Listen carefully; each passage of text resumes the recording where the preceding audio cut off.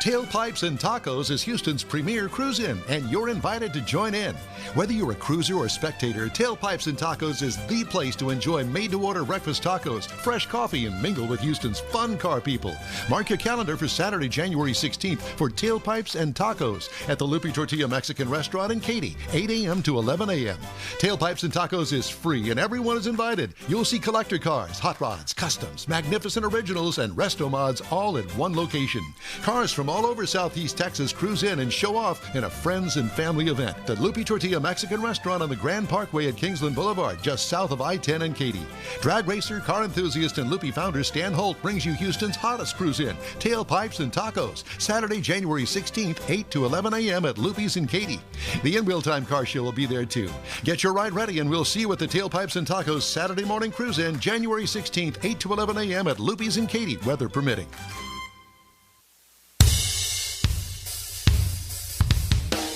Hello, everybody. This is the award-winning car talk show In Wheel Time, your weekly go-to all things automotive place. Along with Mike Out of This World Mars, King Conrad DeLong, Jeff Zekin, I'm Don Armstrong. Glad that you could join us today. And while we wait on getting reconnected with Alec Udell down there at the Houston Karting Center, we are going to look at this week in automotive history. And Mr. King Conrad DeLong happens to have that, as he does every week. Well, we have a little story to start with from your home area. Oh, Lord. Otto Zachow and William Burserdich of Clintonville, Wisconsin, in 1908 received a patent for their four-wheel braking system. We were close friends. You Neighbors. probably were. And their patent is built around, still to this day, the modern automotive braking system still uses those designs that they did in that original patent. They were also the inventors of the very first successful four-wheel drive car in 1908, and they followed it up with their auto company called the Badger Four-Wheel Drive Auto Company. That's a sharp-looking vehicle there. That is it, and that was actually used during World War I. Is that solid rubber tires? That is solid rubber tires. Wow. Right, great. In 1909, a graceful 1,470-foot span across the East River of New York City opened on this day. That's the Badger Automobile Company there. And then the next one is the Manhattan Bridge, was the fourth bridge built across the East River of New York. And I couldn't imagine working on that back then because there was no OSHA. People didn't survive working on some scary. of those. But, those suspension bridges, it's amazing. And then in 1938, actress Florence Lawrence passed away. She received no patent at the time and is now credited with the first mechanical turn signals and brake lights. So a woman driver created turn signals and brake lights and ended up without receiving any patent rights to it. And then in 1937, safety glass became mandatory in Great Britain. Unlike ordinary glass that breaks into big shards, safety glass, and we use it to this day, this tempered glass breaks into these little pebbles so it doesn't do additional injury to the person inside the car. And then this is Highway 110 in Los Angeles in 1940, the Arroyo Seco Parkway. I think that's called Arroyo Seco Parkway. Something like that. Connected L.A. to Pasadena, and some of those people are still stuck in traffic to this day. Is that Get Down, Dina? No, there's only one. Down, Dina. There's only one of those. Colin Chapman founded Lotus Engineering Company in 19... Colin, not Colin. Colin. Oh, I'm sorry. I'm off to my doctor's appointment. Colin Chapman founded Lotus. Just don't start coughing. And their first production car, which is the Mark VI. In 1955, General Motors announced a net income of $1 billion, the first automobile company to get there. In 1957, Volkswagen created its 2 millionth vehicle, which was a Bug. In 1961, automobile designer Bill Mitchell received a Christmas gift from General Motors on this day when his 2 car designs were selected for production, which was the 1963 Buick Riviera and the 1963 Corvette split window. Yep. So, pretty interesting. Mitchell had such an influence on vehicle design at General And I have Motors. to tell you, and that's this week in automotive history. Thank you very much. I got an opportunity to meet and get my picture taken with Zora Arkus Duntov, the father of the Corvette. Wow. And we asked him specifically about the split window. And the split window was not intended to happen. You'll notice that it was only 1 year. Yeah. The intention was to have a full piece of glass in that area back there where the split window first occurred. Absolutely. And the unfortunate thing was when it went into production, the glass company, whoever the supplier was not able to make one piece of glass to go across. With so those the answer, folds in it. Yeah. Right. So the answer was to put a rib down the middle and make 2 pieces of glass, and that's why you see the split window. Yeah. Yep. So I just wanted to pass that along. Cool. Yeah. You met our Duntov. Yes, and his wife. I How certainly cool is did. that? Yep, and I met him and have somewhere around here. I don't see it on the wall in here now, but picture? it's in the back. Yeah, I have a picture of he and his wife, and I can't remember her name, but Mrs. Duntov. yeah. And now let's move on to the next famous automotive person we know, and that's Alec Udell. Alec, it's good to have you back again. I know that we've been a pest all day, but we can't stop talking about karting. And you had mentioned something in our last segment about you teaching kids how to drive karts, race karts, and the actual ins and outs of going in and out of turns and that sort of thing. So my question to you is, at what age do these kids, I guess it's mainly boys, or do you find girls coming up through the ranks as well these days?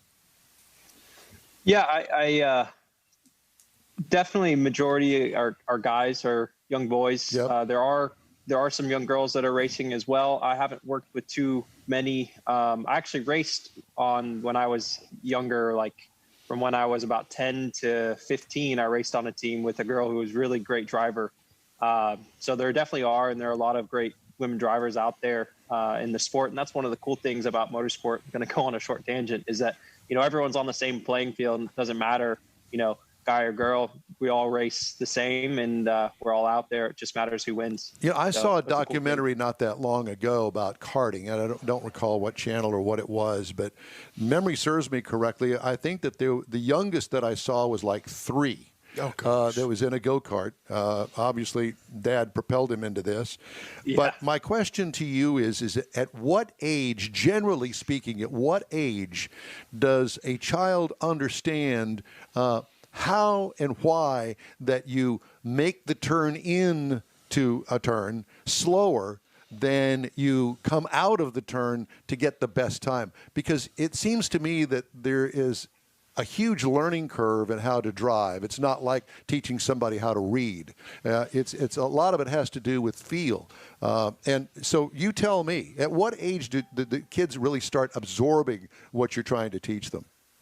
Certainly. I think the ages where kids really start picking it up is around 7 and 8. I do work with, or I have worked with kids as young as like 5 and 6. The problem with having a kid that young is the kart that they're in, you can almost drive full throttle around the whole track. So you don't really, you're really focused on getting them confident with the speed. And so that's really what you start out with. And to an extent, that's what you start out with anyone when they're first getting into, racing or track driving, is getting them comfortable with the speed that they are able to carry through the turn. And then from there, you're able to work on, okay, now we've got to, on these particular turns, we've got to make sure we slow down so the car doesn't slide. And what does it feel like for the car to slide and all that? And so that's kind of, I'd say about 7 or 8 is when you get into really more of the technical details. But I guess you can get into some of the understanding when you have kids that are about 4, 5, and 6, but it's very basic at that level. Right. And so, about 7 and 8, you can kind of start getting a bit more of the technical details. Well, I know that my girl's grandmother gave one of the girls, I don't know which one it was, gave her a Barbie-type Porsche or a Corvette or something, battery-powered, and basically all it had was a green button for go. There was no speed. It was either on or off. And the red button, I think, was a brake. And it was hard for me to teach the difference between the two. They'd step on the red button, the green button. Why are you laughing and turning red? Well, because we're talking about karting, and you're going to the electric Corvette, Barbie Corvette. I know, but I'm just trying to explain. Talking about the kids learning and exactly, because they got no experience to build on at that early age. To know that the green button on the floor of the Barbie car means go, and at 3 or 4 or 5 years old, whatever that was a hard concept for them. They didn't quite understand it. They didn't get pressing the green button meant that you went forward. That took a while for me to teach that. Maybe I'm obviously I was going to say, it could have been the teacher.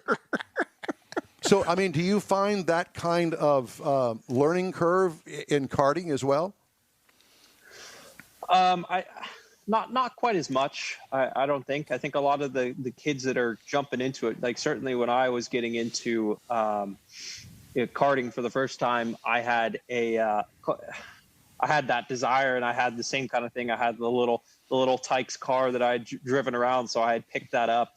But funny enough, you say the red and the green. I mean, I'm looking at our rental go-karts out here, and we've got the same thing. We've got the red and the green.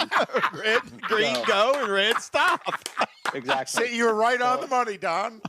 So can I say this to Conrad? Shut up. So Alec, let me ask you this. Doesn't say Barbie. Take that same concept. Now, I'm a little bit older than what your average karting student, but let's say we're at the track, and you're going to take somebody my age. Well, let's go even further. Let's go to Don's age. And so I have the control over here to do this. So now he's not even on the air, and he cannot ask the question. So we're just going to move on. Do you find your teaching technique varies with the age of the student? Let's go at it that way. Yeah, that could be the way to do it. I think it definitely it can change. And so what I've done actually is I've created some online training to give people the basic fundamental understanding of like how to drive and like, okay, so this, say you're coming up to a hairpin, what kind of line should you drive through it? Or, okay, I'm going to the track for the first time. What should I be thinking when I'm going to the track? And so what I've found is it's kind of consistent, but it takes meeting the person, kind of where they're at, as well as, what kind of process how they learn best. And so some people learn best by seeing it. And so like in the trainings on the website that I've created, if it's got my explanations, drawing it out on pieces of paper, it's got a video and some people like to hear it and see it and kind of some people have to feel it. But I think at every level it takes practice. And so you can talk about it quite a lot. You can confuse people too much, but what really it gets down to is, like I was saying a second ago with like, okay, you've got outside, inside, outside for lines. You've got to give someone very basic things to think about, because when you're driving on a track, it's same thing as when you're 5 years old as when you're, 55, 65. There's so many things coming at you so quickly. It's hard to process all the information. So you've got to be ahead of the car and thinking about very few things when you're driving. And so that's kind of, on the website that I've created, onlineracingcourses.com, there's trainings in there that break it down super simply that people can understand, okay, this is how I drive fast on a track, and know that it's not, you don't want to overcomplicate it. You just want to make it as simple as possible. Do you think so that holds consistent? Do you find that it's tougher? You've got a 10-year-old here. You got basically a blank slate. They haven't been driving before. No and bad you've got habits. somebody that bad habits. Right. Now you've got somebody like me that's been driving for a long time, we'll say, and so I think I know what I'm doing. Tickets. And so I've got bad habits, and is it tougher to help me overcome those bad habits? It certainly can be, but it depends on the person always. With the 10-year-old, they can be, they can listen to you as much as they want, but sometimes it's hard to convey the point in a way that they understand it. And so, being able to get the point across to be like, hey, listen to what I'm saying, because I think, all of us have experienced the 10-year-old that knows best, right? And all of us also have experienced the adult that knows best. And so it kind of depends on the personality of the person that you're working with. And that's where it comes into like meeting them where they're at and being able to show them like, hey, I know what I'm doing. This is why I'm here. And I'm here to help you get faster. And I've been through all these things. So just work with me. And so being able to get to that relationship is really important. So there's a lot of interpersonal dynamics that happen as well. And, kind of being able to go through all that has been quite a growing and learning experience for myself. How much do your one-on-one lessons cost? So on my, when I do the one-on-one lessons with sports car racing, it's I'm $1,500 a day for the teams that I work with and for the drivers. Yeah. And I try not to do. I don't do too much of the during the season with the sports car racing. I don't do too much of the karting coaching. If I'm going out to the track myself, I'll help people out and give some pointers here and there as well, and try and work with people that are working with me. But we do have other coaches up at the track that can help, and they'll do generally in karting, the going rate's about $250 to $500 a day for coaching. So that's kind of, it just depends on who you get, where they're at. But for myself, I tend to stick to the sports car racing just because it's a bit more technical. I'm very good at going through the data and going through the breaking down the understanding and kind of the physics behind everything. And so that's where I like to or where I find quite a lot of value. And I do try and help and get people started and working with like the big groups that we have that come up to our kart tracks. I enjoy that because I'm able to reach more than one person.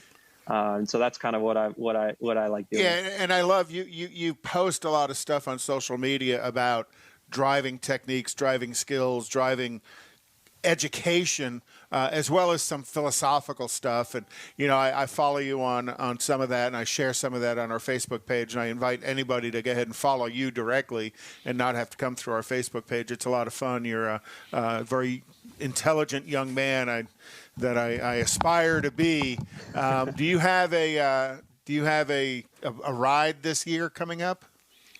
Yeah, so I have a few things. It looks not a full season ride just yet. I'm working on a couple of things in like SRO, and then I actually have been working on some sponsorship and some deals for a couple of the NASCAR Truck Series races at the road courses. Oh, cool! So that'd be a hoot, huh? Yeah, so still working on that. Still looking for a few more partners, but we're getting close. And anybody out there that wants to help them, you can get a hold of us at info@inwheeltime.com, and we'll pass it on to Alec. Awesome, yeah. Well, Alec, it's great. Listen, I can't thank you enough for spending the time with us this morning. I know you're a busy guy, and you got stuff going out there at the go-kart track.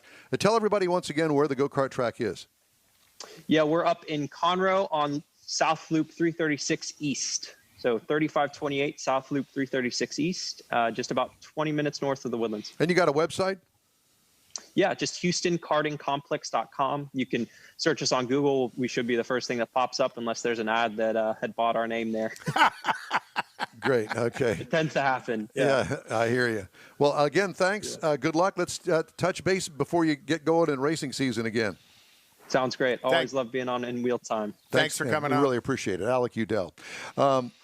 I wanted to why don't we get what I know that you've got Conrad's Car Clinic. It's okay. We can skip it. I'm looking at time. We're good. Okay. You sure? Good. Yeah, absolutely. All right.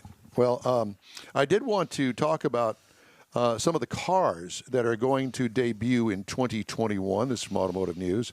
Acura, the luxury brand's flagship, the MDX, is set to launch in February with an all-new, what they call ultra-rigid platform, new styling, and a redesigned interior.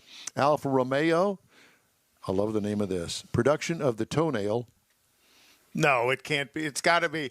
It's got to be pronounced something else. Probably Tonale, but it looks like toenail. Production of there it is. Spell it. Tonale. Oh gosh. The toenail. Plug-in hybrid compact crossover is slated to begin. So smaller than the Stelvio? Stelvia? That's insane. I saw that and thought, what is that? It's a toenail. It's a toenail. Aston Martin, or as some guy that I used to know called it, an Austin Martin. 2 limited run models, the Valkyrie and the V12 Speedster, will launch in the first half of this year. Everything they do is limited, and I love them. Audi, a sportback version of the Q5 crossover, arrives in the first half. In the second half, the brand will launch 2 EVs, the Q4 e-tron and the e-tron GT. Okay. Bentley Speed and Bentley Bentayga hybrid variants are set for the first half, while the bespoke Bacalar, where do they come up with these names? Bacalar Roadster will arrive later. Bacalar. I'm sure that's they'll got to be pronounced different than what you're saying. Probably Bacalar, but at any rate, there it is right there, the Bentley Bacalar. Bacalar. It's the way it reads.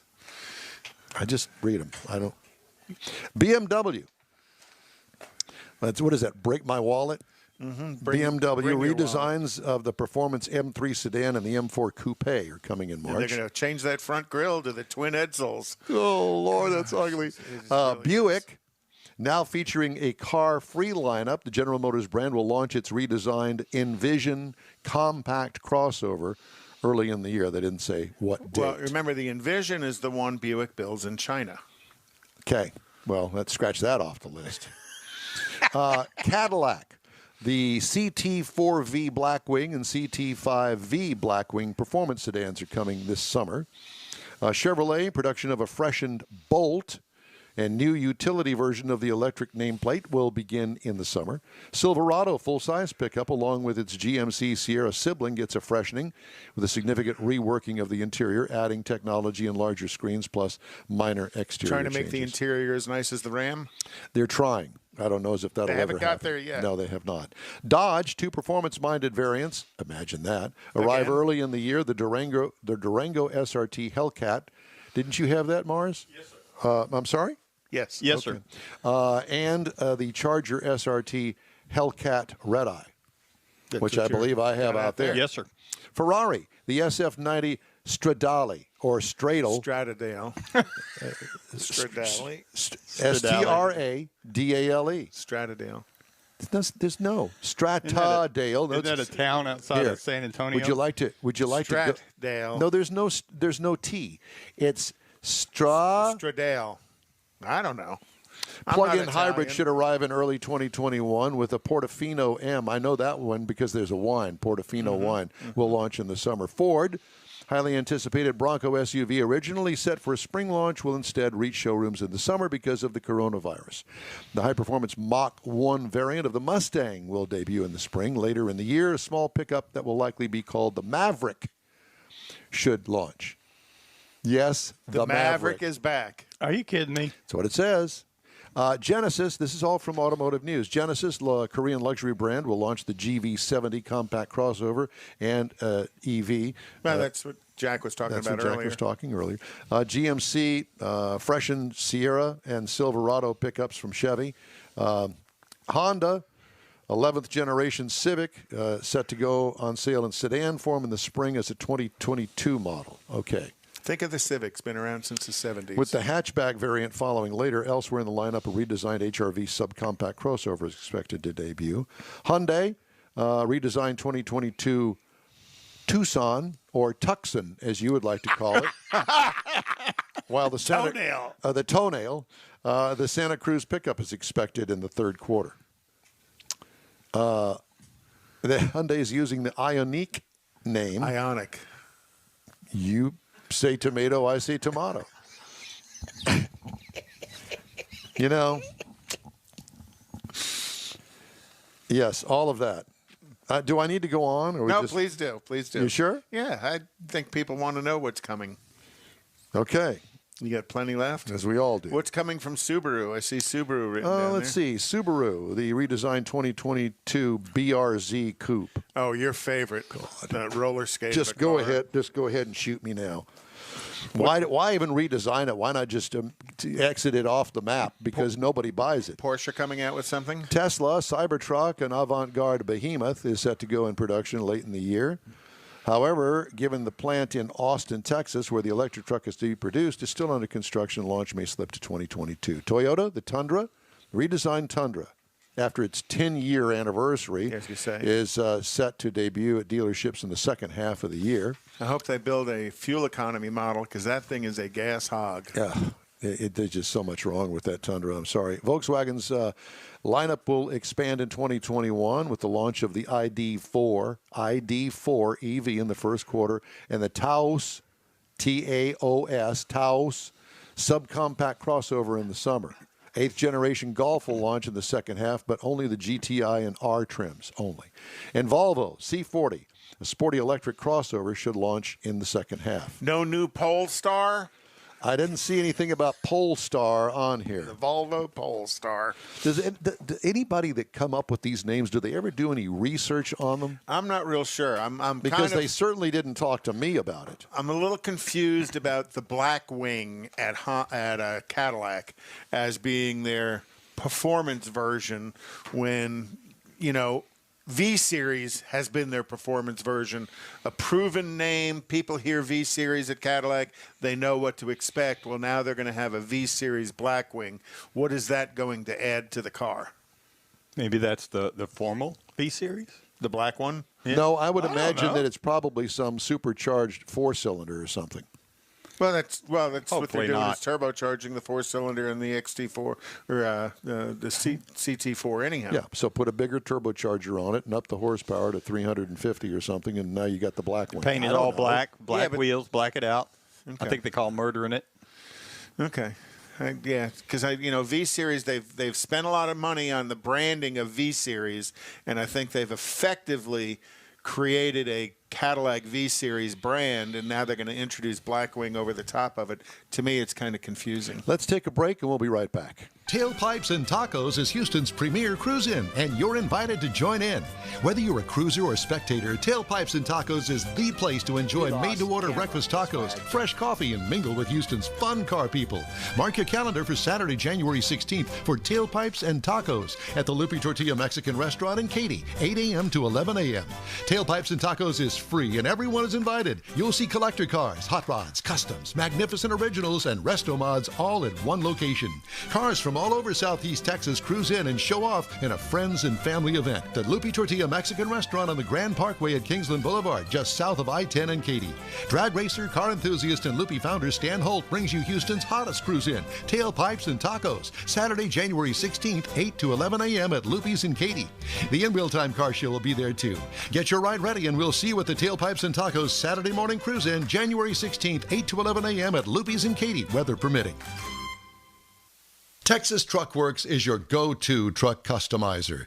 From mild to wild lift kits, custom wheels, and steering and handling enhancements to the best personal and commercial wraps, Texas Truck Works delivers. Let Texas Truck Works founder Scott Stevens help you get the most out of your truck or Jeep. Texas Truck Works has decades of customizing experience, including power adders and complete engine swaps. Let the Texas Truck Works team design an upgrade plan that fits your budget. Get truck attitude today at TexasTruckWorks.com. Well, I don't know about you, but boy, am I glad this is over with. I thought it was a good show. Well, that's it for this episode of the In Wheel Time Car Show. Hey, when you're on Facebook, please give us a like, tell your friends about us, and share our junk. You'll get Conrad's unicorn hunting features along with all things automotive all week long. The In Wheel Time Car Show streams on Facebook, YouTube, Twitch, and on InWheelTime.com. Podcasts available on Pandora, Amazon, Apple Podcasts, Spotify, Stitcher Radio, iHeart Podcast, Google Podcast, and Podcast Addict. Special thanks to all of our guests today, especially Alec Udell. The In Wheel Time Chief Engineer is the fabulous David Ainsley. Our video technical director, sales and marketing man is Jeffrey Zeke. And this week's In Wheel Time Car Show is produced and directed by the Health and Human Services Division of the Chinese government. For booking agent and podcast man Mike Out of This World Mars and his royalty, King Conrad DeLong, I'm Don Armstrong saying so long for now, and we hope you'll join us on our next live show next Saturday, 8 a.m. to 11 a.m. Central Time, right here on the Smoke and Mirrors Network.